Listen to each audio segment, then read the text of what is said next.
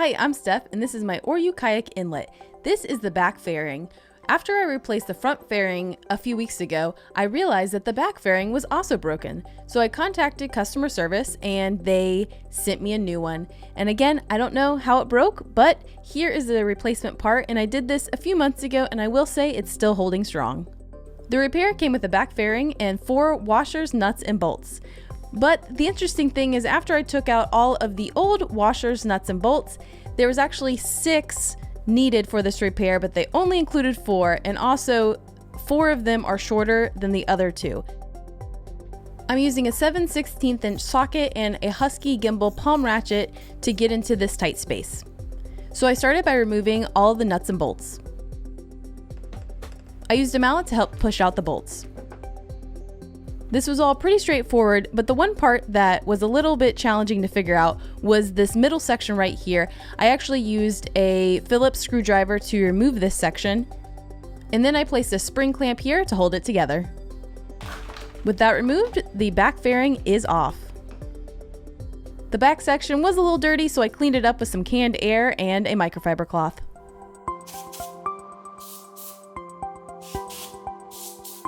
So here's a look at the old back fairing and the new one. The one thing that it's missing is this part right here. This was not included on the new one, so I'm going to need to cut this off to put it onto the new one. So I just cut off the simple knot that was there, and then I made sure to do the exact same direction, and I'm putting it on the new one, and I'm just doing a simple 1-finger knot to hold it in place, just like it was before. And I used the old knot to see exactly how far down it should go.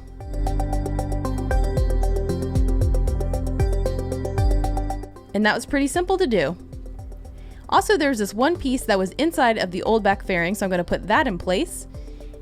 And then I'll just place the back fairing on.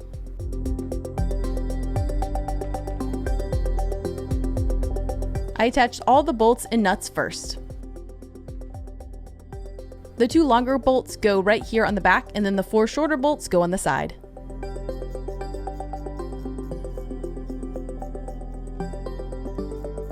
I continued to use my Husky gimbal palm ratchet, and this time I replaced it with a Phillips head, and that's how I was able to get in to replace the middle section of the back fairing. This was a little bit difficult to get the holes lined up, but I took it slow and I screwed it in place.